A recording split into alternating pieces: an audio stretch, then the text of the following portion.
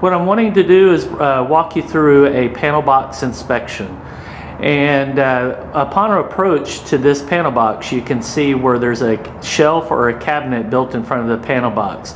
That's going to be a reportable item for us, because it's an area where storage can occur and possibly block the front of the panel box. One of the first things we want to do before we open up the panel box is we want to check it for safety reasons to see if the panel box cover has any, if it's hot or anything like that.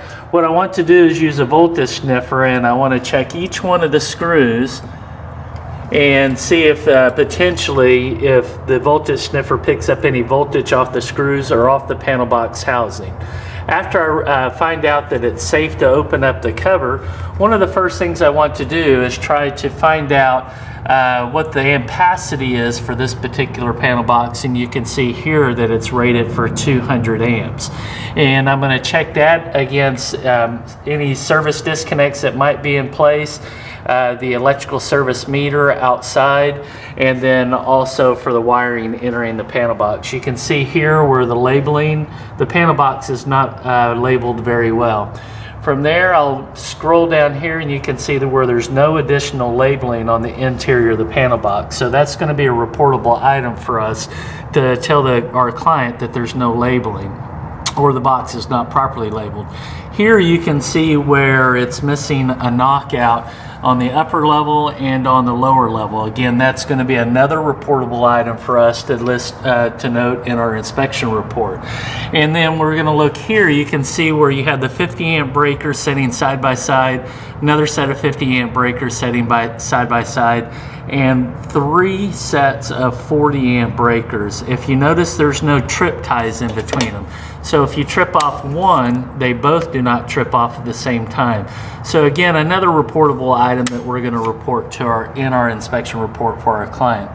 In this particular panel, it's designed for the upper section to be the power section, and you can see there's 1 set, 2 set, 3 set, 4 set, 5 set. And you would be able to de-energize or turn the power off to this particular panel box by tripping off all 5 of those breakers, but since they do not have trip ties, this is again another violation that does not allow for all the power in the box to be turned off with 6 throws of the hand, or with 1 throw of a main disconnect. So from here, we're going to take the panel box cover off. Now that we've safely removed the panel box cover, we want to take a quick look at all the wiring.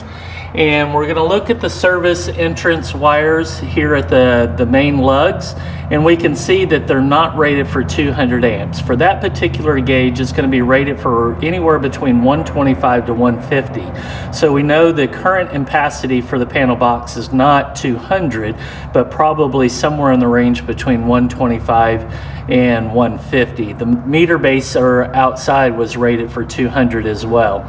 Then we're going to just quickly scan the sides of the breakers here. We can see where we do have white wires and black wires going into these, so we do know they're for a 240 volt circuit and that they would need trip ties.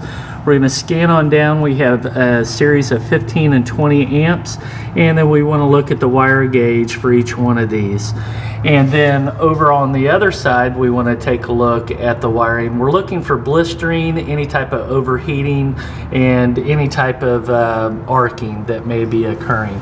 We can see here on the neutral and the ground bus bar that we do have aluminum wiring in place. So additional to other things that we're going to be looking for, we're going to be looking for antioxidant gel on the aluminum termination ends. We do have some grounding wires here for that are copper, and then our neutral wires here are aluminum. Now this particular strap right here is called the bonding strap, so we do know the electrical cabinet is bonded back to the ground electrode system. Off to the side, we can see where somebody had a knockout. They removed a knockout and ran some wiring through it.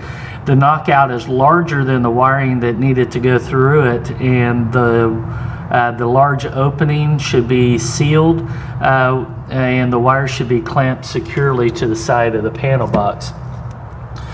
Also right here we can see where we have a One of the breakers has 2 wires going into it. This breaker in place is not listed and labeled for this type of wiring. So we're going to list double tapping at this particular panel box. In some jurisdictions, bundling of the wires are not allowed, but we cannot see behind the sheetrock or the gypsum board, so we don't know if the wiring was separated within the wall cavity. Knowing construction science and older homes, typically we find that they were not separated, so the bundling is an improper wiring method under today's standards as well. Again, double lugging of the neutral wires is no longer an acceptable practice. Now, when the home was built, it was allowed. So here's a panel box inspection.